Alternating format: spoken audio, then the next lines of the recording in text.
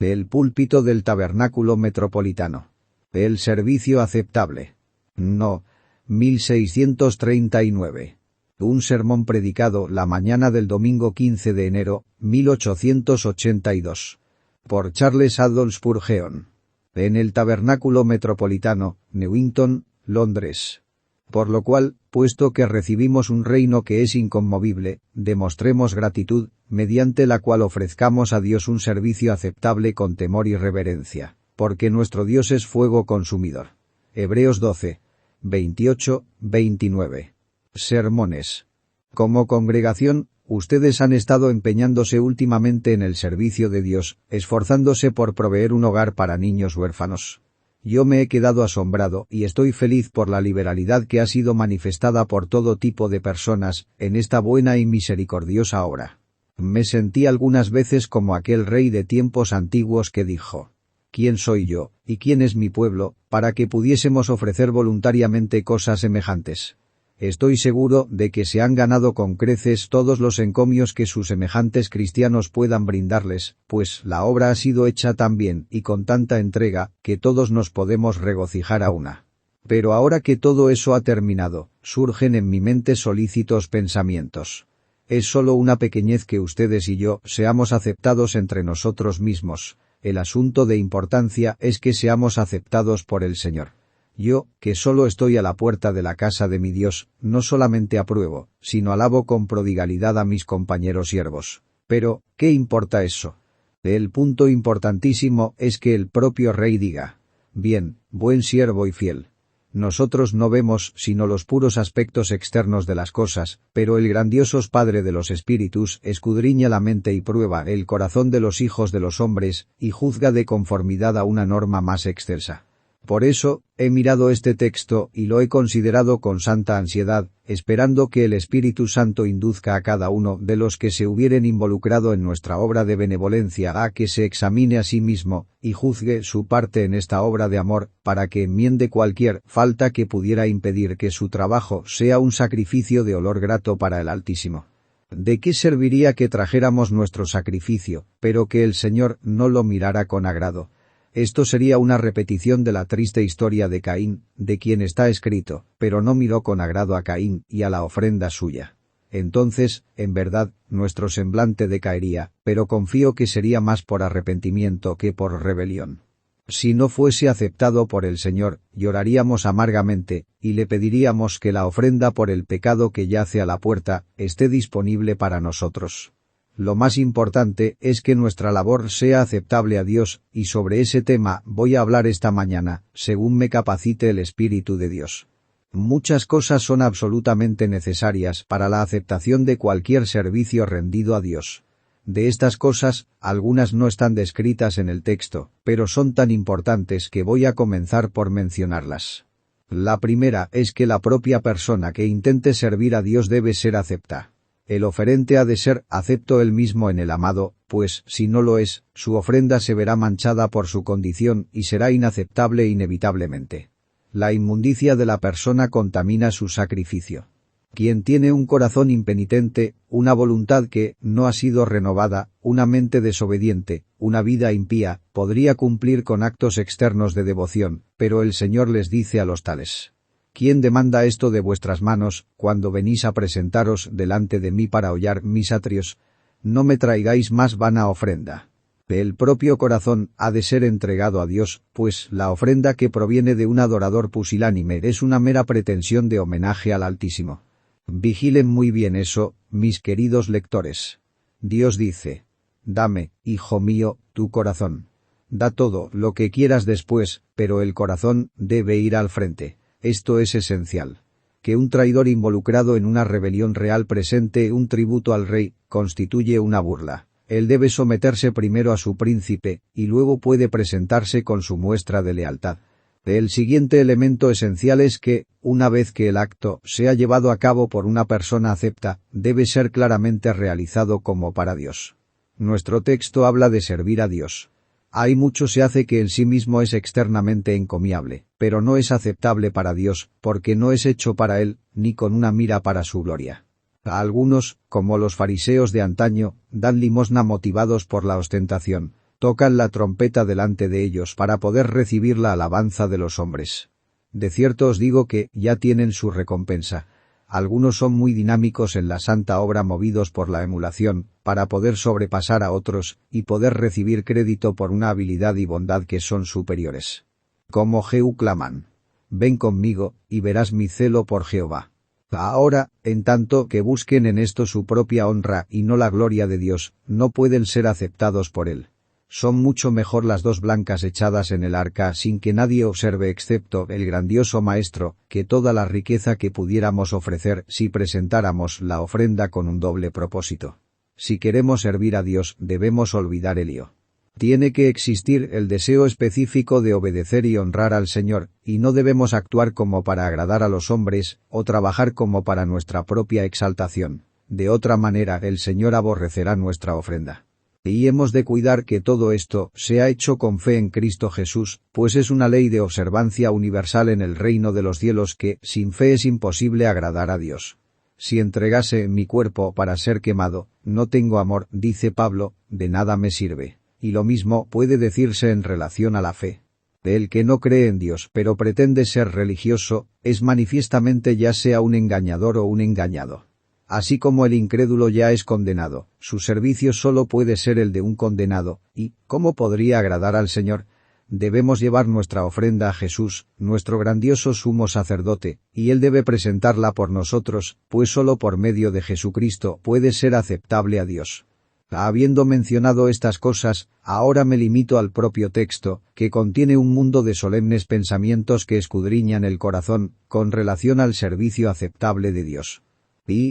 Primero, de acuerdo al apóstol, si hemos de servir a Dios aceptablemente, debe ser bajo un sentido de nuestra inmensurable obligación para con Él. Miren, así que, recibiendo nosotros un reino inconmovible, tengamos gratitud, y mediante ella sirvamos a Dios agradándole con temor y reverencia.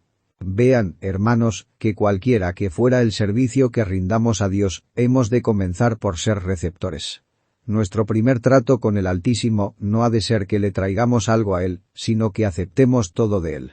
Nosotros recibimos, y esa es la primera etapa, y yo creo que también es nuestra última, pues si somos alguna vez capaces de servir al Señor con nuestros dones, hemos de confesar que de lo recibido de tu mano te damos. Cuando tengamos el privilegio de arrojar nuestras coronas delante del trono de Emmanuel, serán coronas que Él mismo nos otorgó por su propia gracia soberana.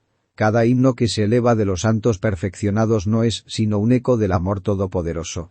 Ellos lo aman porque Él los amó primero. Ellos son primeramente receptores, y luego, como cauces saturados por el manantial, desbordan sus contenidos. Primero, recibimos gracia, y entonces devolvemos el servicio. El santo servicio es un don de principio a fin. Entonces, al acercarnos a Dios, debemos recordar lo que hemos recibido de Él. ¿Y no es maravilloso que esté escrito, recibiendo nosotros un reino? ¿Qué don se recibe? Este es un don divino. Hemos recibido, no la pensión de un indigente, sino un reino inconmovible. La antigua dispensación o reino ha pasado, sus leyes ceremoniales han sido abrogadas, y su propio espíritu ha sido reemplazado por un espíritu más elevado, y hemos entrado en otro reino, en el que el principio rector no es la ley, sino el amor. No estamos bajo el yugo de Moisés, sino que somos los súbditos del Rey Jesús, cuyo yugo es fácil y ligera su carga. El reino de Jesús no tendrá fin mientras dure el tiempo, pues Él es el Rey eterno e inmortal, tampoco sus leyes serán cambiadas, ni sus súbditos perecerán. Hasta aquel día en que entregue el reino a Dios, al Padre, y Dios sea todo en todo, Jesús ha de reinar. Y aun cuando el reino terrenal de mediación sea consumado, el reino de Dios, el reino del cielo continuará para nosotros, y todavía seremos sus súbditos y ciudadanos. Hemos recibido un reino eterno, y por esto debemos estar eternamente agradecidos. Las sombras se han desvanecido, pero la sustancia permanece. Nos hemos levantado de los tipos del judaísmo a su reino, y por medio de él nos han llegado la gracia y la verdad. Este estado evangélico permanece. Por encima del descalabro de todas las cosas, permanece, y las puertas del infierno no prevalecerán contra él. Nuestro es el reino de Jesucristo, en el que el Evangelio es la ley, los creyentes son los súbditos privilegiados, y la gracia y la gloria son los ingresos. un reino que crece diariamente en brillantez, un reino que consumará su gloria en el mundo eterno cuando Cristo haya puesto a todos los enemigos bajo sus pies, y su pueblo reine con él por siempre y para siempre. Pero, dirás tú, nosotros no hemos recibido este reino todavía. Yo respondo que lo hemos recibido en un sentido. Lo hemos recibido, primero, en la promesa. Nuestro Señor dijo: yo, pues, os asigno un reino, como mi Padre me lo asignó a mí. No temáis, manada pequeña, porque a vuestro Padre le ha placido daros el reino. Ahora, con la palabra de un hombre, si se tratara de un hombre de honor, nos contentamos. Consideramos su vale como el equivalente de oro que él promete pagar. Si pone su mano en una promesa, la pasamos de mano en mano, considerándola como la cosa misma que promete. ¿Acaso no consideraríamos todavía de mayor peso la palabra de Dios? La promesa de Dios es tan firme, tan segura, tan verdadera, que en tanto que Él ha prometido un reino a todos aquellos que esperan la aparición de su Hijo, ese reino es nuestro, y por fe lo asimos esta mañana. Bendito sea el Señor porque hemos recibido un reino. Adorémosle en el espíritu de agradecimiento que una tal bendición debería provocar. Y más que esto, lo hemos recibido en sus principios, pues está escrito: he aquí el reino de Dios está entre vosotros. Así como la flor más bella permanece envuelta dentro de la semillita reseca y solo necesita tiempo y sol para desarrollar toda su belleza, así la perfección, la gloria, la inmortalidad y la bienaventuranza indecible yacen dormitando ocultas dentro de la gracia que Dios ha dado a todo su pueblo. Todo aquel que en él cree tiene vida eterna. La vida del cielo comienza dentro del creyente, está germinando, se está desarrollando diariamente, y en el tiempo de Dios llegará a su absoluta perfección. Tenemos el reino dentro de nosotros. No es comida ni bebida, sino justicia, paz y gozo en el Espíritu Santo. El Espíritu de Dios dentro de un hombre es las arras del cielo, y una fianza es de la misma naturaleza que aquello que garantiza. Los que somos nacidos a Dios tenemos las primicias del reino de Dios al poseer el Espíritu que mora en nosotros, y en las primicias vemos la cosecha completa. Estén a la altura de esto, hermanos míos, y bajo un sentido de su inmensurable deuda, salgan y sirvan a su Dios con gozoso agradecimiento. Este es el espíritu en el que se ha de adorar al Señor que nos ha dado el reino. Además, en una medida, hemos recibido este reino en el poder suyo. Noten que el texto no dice que hemos recibido un pequeño señorío, un pequeño estado, una escasa porción, sino que hemos recibido un reino. Ningún don menor que esto podría contentar al grandioso corazón de nuestro Padre Celestial. Él nunca se detiene a medio camino en su marcha de misericordia. Primero nos hizo sus súbditos, luego sus hijos, después sus herederos, y aquí nos hace reyes, pues todo heredero de Dios es heredero forzoso de un trono. Nos ha hecho para nuestro Dios reyes y sacerdotes, y reinaremos sobre la tierra. Hermanos, en la gracia que Dios les ha dado, ustedes recibieron una medida de poder real. Los que han creído en Jesús tienen poder sobre sí mismos, poder sobre sus pasiones, poder sobre los poderes del mal, poder en cierta medida sobre sus semejantes para su bien. También tienen poder en la oración, y qué poder tan real es ese, cuando un hombre puede pedir lo que quiera y le será hecho. Dios los ha dotado de poder de lo alto, dándoles la presencia permanente del Espíritu Santo. Así han recibido un reino en promesa, en principio y en poder. Además, han recibido mucho de la provisión y protección de ese reino. Ustedes que son hijos de Dios, no son dejados en poder del enemigo, sino que siendo redimidos, el Señor es una pared de fuego que les rodea enteramente. Están guarnecidos con fortaleza angélica, son conducidos por sabiduría inagotable. La plena suficiencia de Dios es su tesorería. El Señor ha dicho: no quitará el bien a los que andan en integridad. Este es un privilegio real de ilimitada liberalidad. Porque todo es vuestro. Sea Pablo, sea Apolos, sea Cefas, sea el mundo, sea la vida, sea la muerte, sea lo presente, sea lo porvenir, todos es vuestro, y vosotros de Cristo, y Cristo de Dios. ¿Qué provisión real es apartada así para ustedes? Y sabemos que a los que aman a Dios, todas las cosas les ayudan a bien, esto es, a los que conforme a su propósito son llamados. Todo está concertado para nuestro beneficio. Había dos hermanos. Uno de ellos había estado diligentemente enfocado a su negocio mundano, en detrimento de la verdadera religión. Él tuvo éxito en acumular considerable riqueza. El otro hermano era diligente en el servicio del Señor, y había aprendido a distribuir a los pobres, y por motivos de conciencia había desaprovechado oportunidades de ganancia, de tal manera que cuando se encontraba enfermo y moribundo, estaba en circunstancias de suma estrechez. Su hermano no dejaba de censurarle, haciéndole ver que si no hubiese sido por su religión, no habría tenido que depender de otros. Con gran calma, el hombre piadoso replicó: «Tranquilo, tranquilo, oh Tom, yo tengo un reino que no ha comenzado, y una herencia que todavía no he visto. Hablando de guardar para el día lluvioso. Nosotros tenemos infinita bondad almacenada para aquellos que temen al Señor, y nadie puede robárnosla. Todo hijo de Dios es como David cuando Samuel lo ungió para un trono. Tiene un reino futuro, garantizado por un pacto de sal. Este reino que hemos recibido, nos ha llegado por gracia únicamente. Nosotros no habríamos podido ganarlo, o merecerlo, o alcanzarlo por nuestra propia fuerza, sino que el Señor nos lo ha dado en Cristo Jesús. Él ha tomado al mendigo del muladar y lo ha colocado entre príncipes. Él nos ha levantado de la ruina de la caída y nos ha redimido de la miseria de nuestros días de impiedad, y nos ha enriquecido con todas las bendiciones espirituales en Cristo Jesús. ¿No habremos de servirle movidos por la gratitud por tan inestimables beneficios? Ningún chasquido del látigo nos impulsará a su servicio, pues no hemos recibido el espíritu de esclavitud para estar otra vez en temor. Ningún temor al infierno, y ninguna esperanza de merecer el cielo nos conducirán a agradar a nuestro Señor. No, sino que más bien este será nuestro cántico. Amado por mi Señor, por Él otra vez. Con intenso amor ardo. Elegido por Él antes de que el tiempo comenzara. Yo lo elijo a Él en reciprocidad. La gratitud es la única fuente de un servicio aceptable. Sin ella, las corrientes están demasiado contaminadas para fluir en el paraíso de Dios. Una gran medida del esplendor de nuestro reino radica en esto, que es un reino que es inconmovible.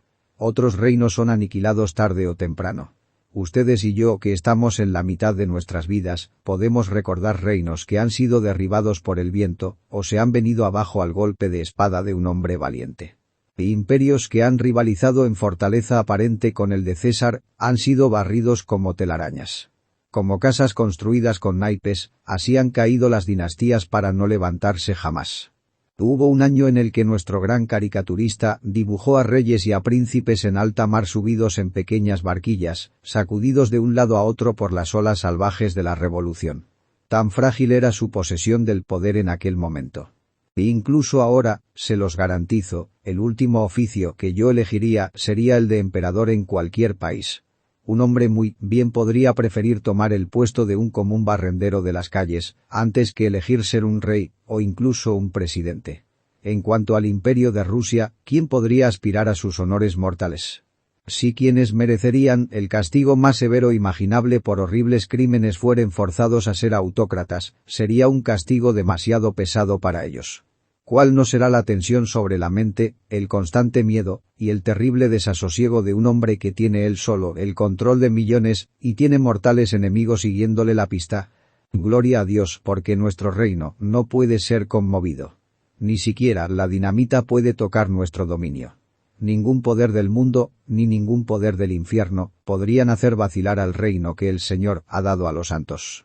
Con Jesús como nuestro monarca, no tememos ninguna revolución ni ninguna anarquía. Pues el Señor ha establecido este reino sobre una roca y no puede ser conmovido ni quitado. Cuando el sol y luna se conviertan en tinieblas y cuando las estrellas caigan como hojas marchitas del otoño, el reino en el que nos regocijamos gozará de prosperidad perpetua, como está escrito, tu reino es reino de todos los siglos, y tu señorío en todas las generaciones. Recibiendo tal reino, ¿qué estamos obligados a hacer? Yo desearía atarlos con cadenas de plata y sujetarlos firmemente a su Señor. Yo abrocharía nuevamente estas ligaduras de seda sobre ustedes para atarlos a su Dios. Ustedes han recibido un reino. No podrían restituir nunca la millonésima parte de lo que deben. Hoy, sin embargo, que el dulce amor de Cristo los constriña a juzgar que si Él los hizo reyes a ustedes, les corresponde de todo corazón coronarlo como rey, y si Él les ha dado un reino que no puede ser conmovido por ustedes, a ustedes les corresponde estar firmes y constantes, creciendo en la obra del Señor siempre. ¿Acaso no es un espléndido pensamiento que cuando hacemos cualquier cosa para Dios, aunque solo sea el simple ofrecimiento de una oración, o ayudar a un niño huérfano, podemos hacerlo con toda la santa dignidad de sacerdotes y de príncipes? Un cierto grupo de hombres se arrogan en exclusiva el título de sacerdotes, y así niegan el sacerdocio de todo creyente. En esto actúan como Coré, Datán y Abiram, colándose en un oficio que no les pertenece, y estorbando a los verdaderos sacerdotes del Dios viviente. ¿Acaso no ha dicho el Señor a todo su pueblo? ¿Vosotros sois real sacerdocio? En cuanto a cualquiera que reciba un supuesto sacerdocio por la imposición de manos de los obispos, no sabemos nada de ellos excepto que en verdad yerran, desconociendo la verdadera dignidad de cada creyente. Se inmiscuyen en este sacerdocio en tanto que pretenden poseer un poder sacerdotal más allá del más pequeño Hijo de Dios, pues todos los que creen en Jesús son hechos en este día sacerdotes para Él.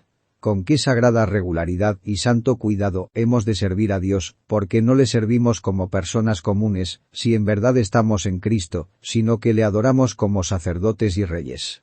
Uno de nuestros primeros reyes sajones fue transportado río abajo por Kenneth de Escocia y otros 7 reyes vasallos, y cada uno empujaba un remo mientras su señor estaba recostado con gran pompa. El Rey de Reyes hoy es servido por reyes. Cada persona, cada mujer entre nosotros es convertida a la realeza por el propio hecho del santo servicio. Trabajemos para Dios no como esclavos, sino como reyes. Ahí yo confieso que algunas veces no he servido al Señor como un rey. Me he puesto encima el traje raído de mi incredulidad, y he venido aquí lamentándome y gimiendo cuando debería haber llevado vestiduras reales y debería haber servido a mi Señor con gozo y alegría.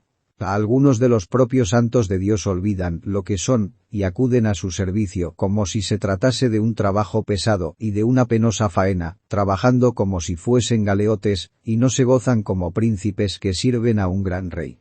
Hermanos, la elevada dignidad suya debería alegrarlos, y deberían desempeñar el servicio del Señor con un intenso deleite, debido a lo que Él ha hecho por ustedes. Ha de ser el cielo en la tierra que se le permita a uno hacer algo por Jesús. Por lo cual, puesto que recibimos un reino que es inconmovible, demostremos gratitud, mediante la cual ofrezcamos a Dios un servicio aceptable.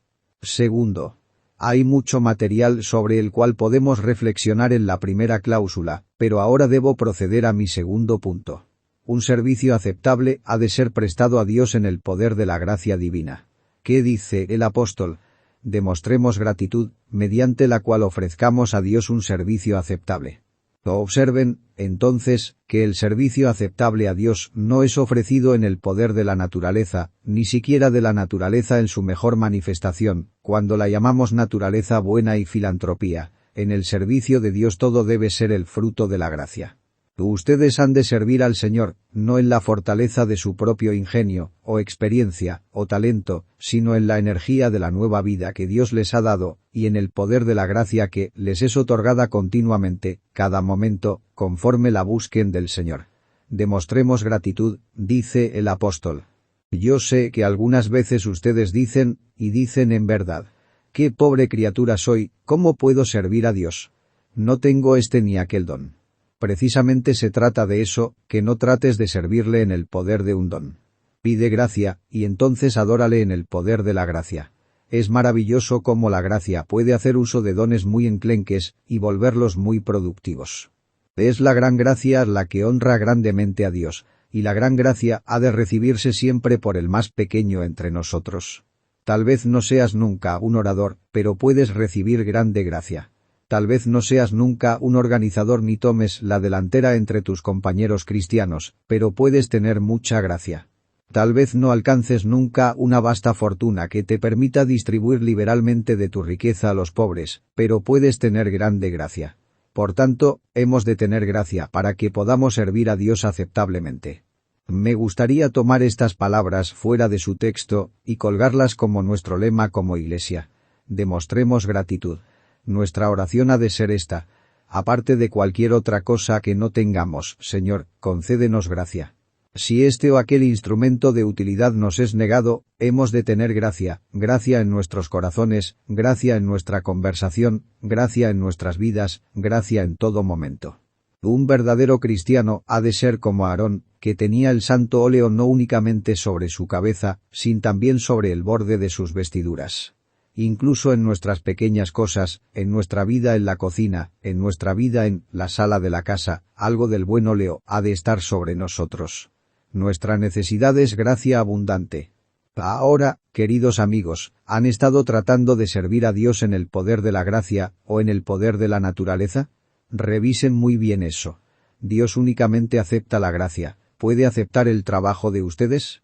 En las notas marginales de nuestros testamentos, me refiero a los de la versión autorizada, que nunca será hecha a un lado por la así llamada versión revisada. En la nota marginal de la versión autorizada leemos: debemos aferrarnos a la gracia.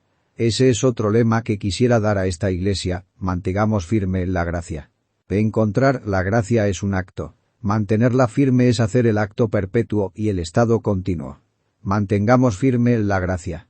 Existe tal cosa como servir a Dios y perder gracia mientras lo hacemos.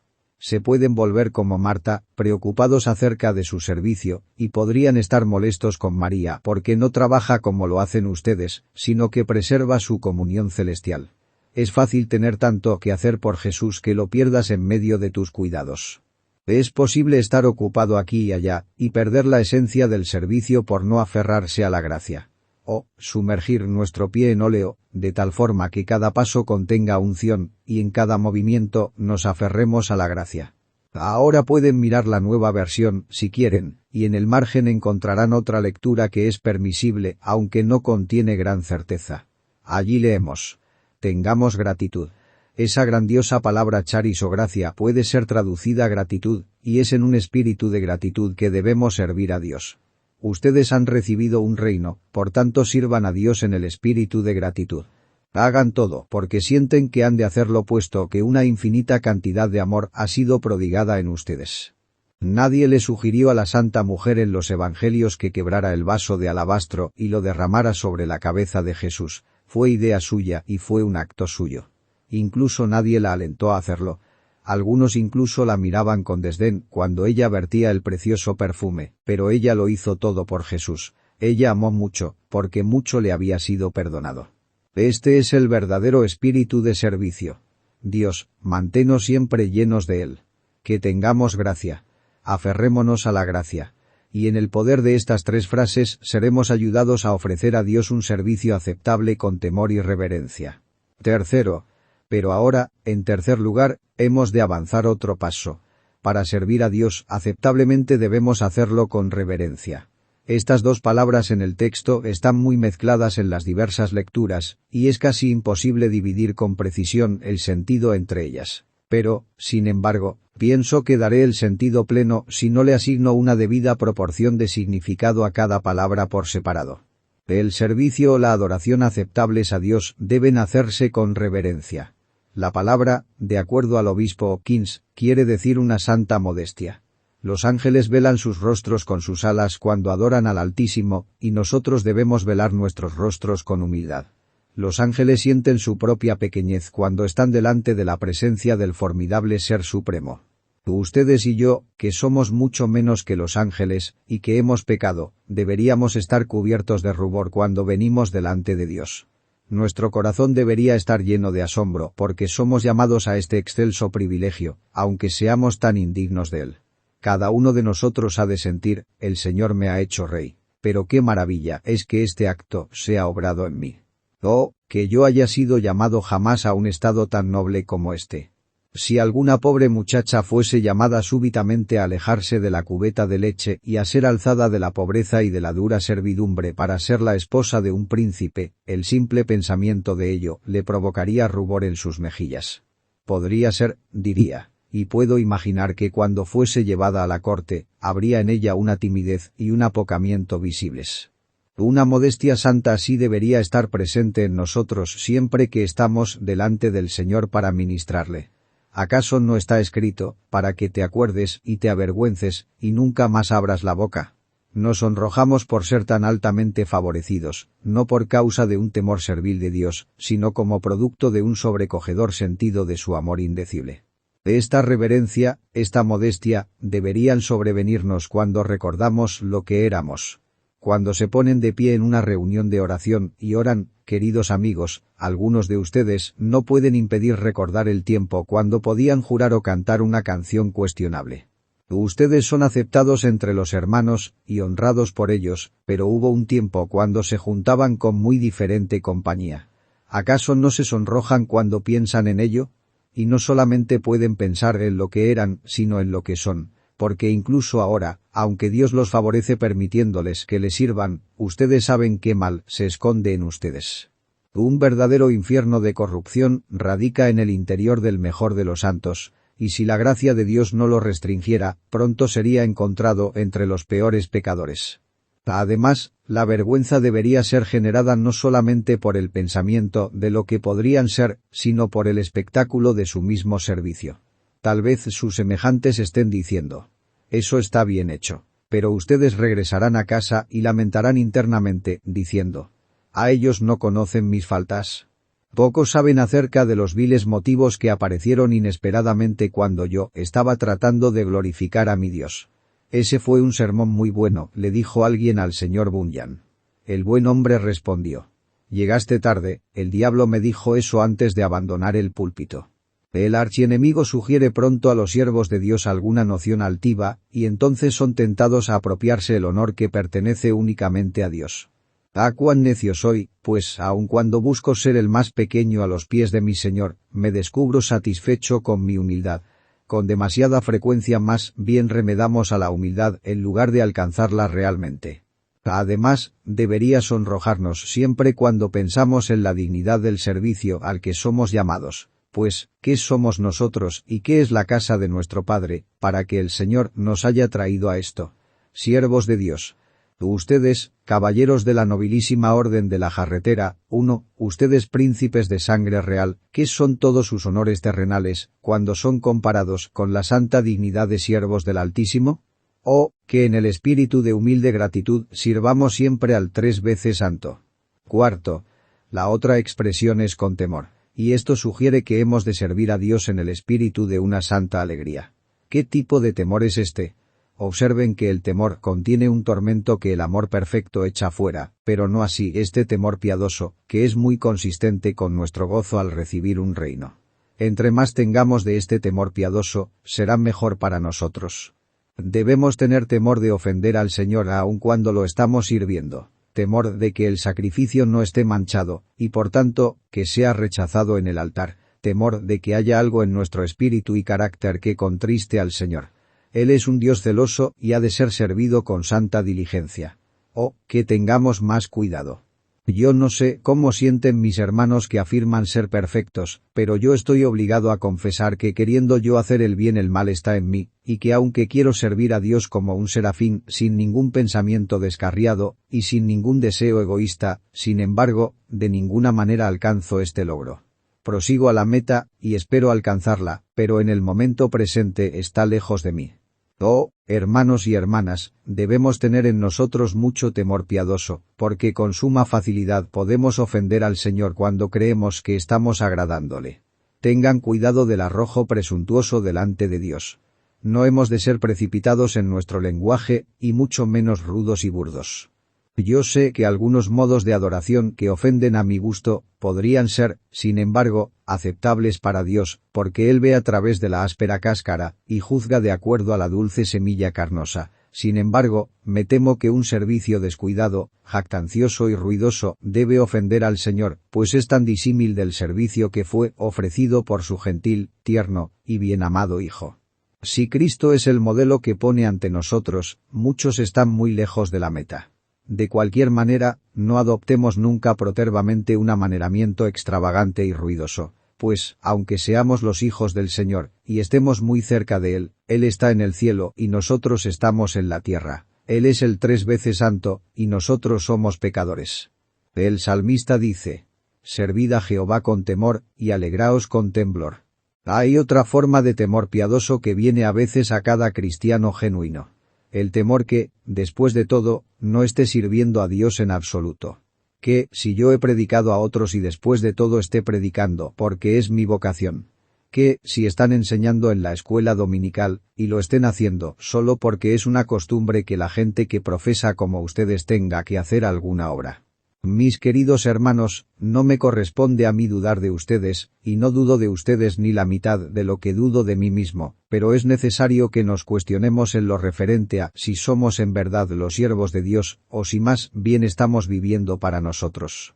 Sabiendo que Dios ha de ser servido a su propia manera, y únicamente de esa manera, debería haber un temor reverente en lo relativo a si estamos caminando en sus ordenanzas o estamos siguiendo las tradiciones de los hombres. A Dios no le importa la adoración que nunca ha requerido de nuestras manos.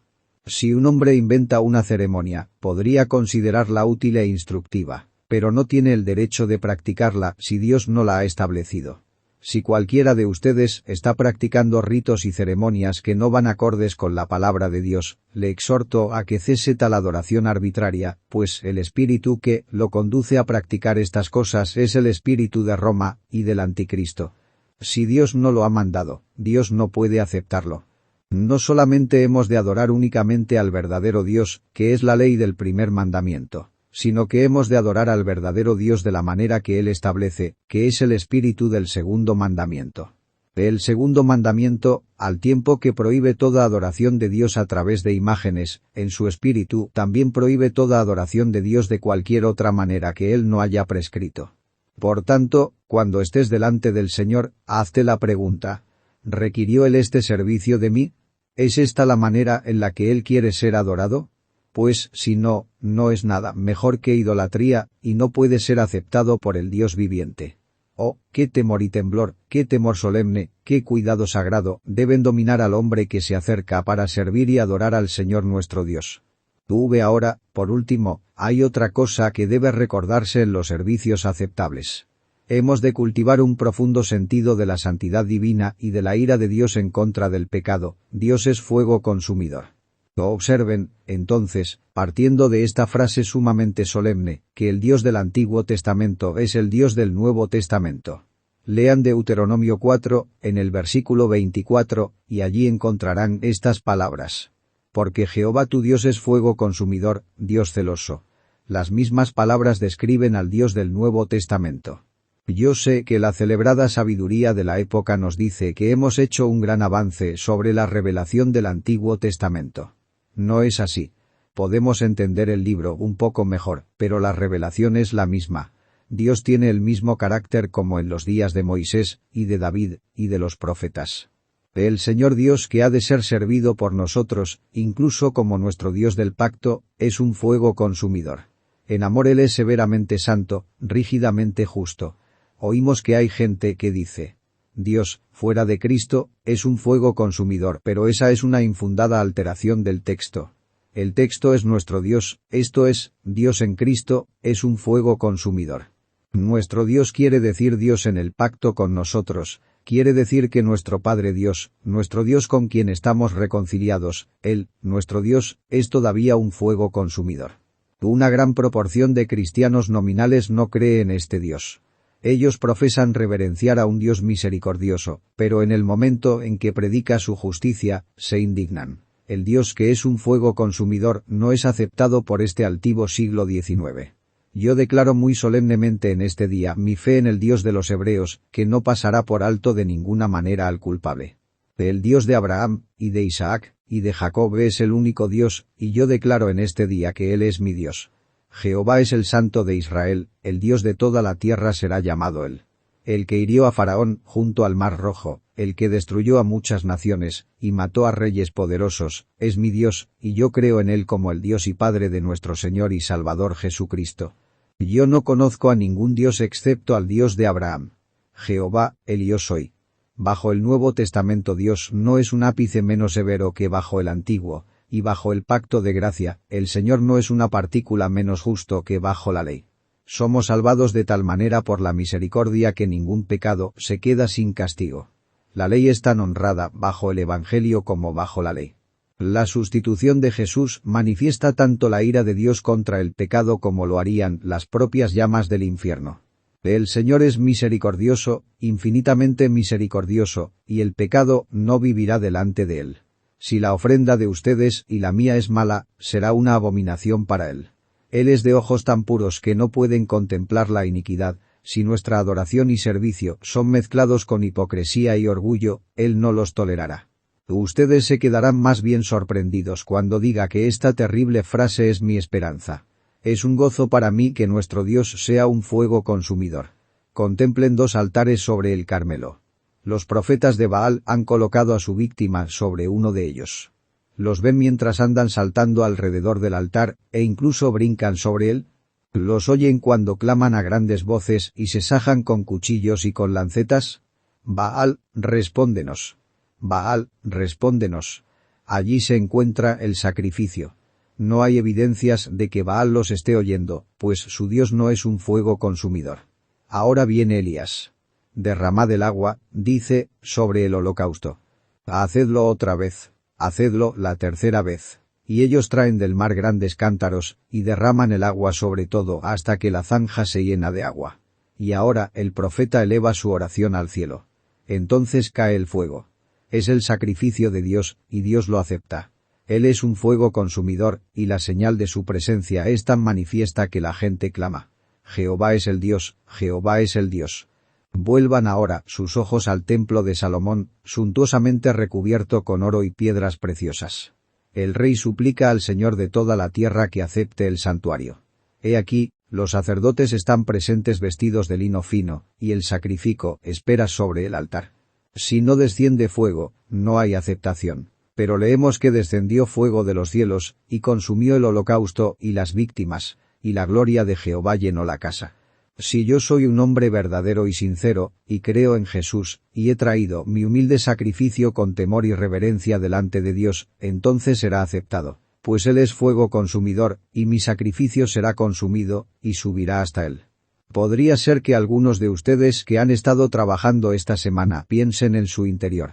Lo hicimos muy bien, esperamos ser honrados por ellos. Lo serán, pero si toman el crédito para ustedes mismos, estarán robando al altar de Dios. Si Dios acepta su sacrificio, todo él será consumido por su fuego. Vean, el sacrificio aceptado ha desaparecido, está totalmente consumido. Cuando Dios nos capacita para servirle, y quita de nosotros toda congratulación en nosotros mismos, hemos de estar muy agradecidos. Esto demuestra que todo está quemado por el fuego. Si Dios no lo hubiera aceptado, entonces podríamos tener porciones del sacrificio reservadas para nosotros, con las que alimentar nuestra vanidad, y eso implicaría alimentarnos sin miedo. Pero si el Señor ha quitado cada bocado de la boca del ego, entonces tenemos gran motivo para regocijarnos. Si el Señor nos acepta, su fuego nos consumirá, el celo de su casa nos consumirá. Cuando vayamos al Señor, al hogar de arriba, no temeremos su presencia, aunque sea un fuego consumidor. Aquellos a los que Él ha limpiado y emblanquecido, no tienen miedo de las llamas de su santidad. ¿Recuerdan aquel bendito texto? ¿Quién de nosotros morará con el fuego consumidor? ¿Quién de nosotros habitará con las llamas eternas? El que camina en justicia y habla lo recto, el aborrece la ganancia de violencias, el que sacude sus manos para no recibir cohecho, el que tapa sus oídos para no oír propuestas sanguinarias, el que cierra sus ojos para no ver cosa mala, éste habitará en las alturas. Será la gloria de los que han recibido misericordia y verdad, que Dios sea su elemento. Será su bienaventuranza vivir en el pleno esplendor de su perfecta santidad. Ellos serán semejantes a su Señor, pues le verán como es. Todo lo que es santo soportará el fuego, y en cuanto a todo lo que está en nuestro interior que sea impuro, ha de ser consumido rápidamente. Por tanto, sirvamos al Señor con temor, pero no con terror, y que este servicio sea continuado en todos nuestros días.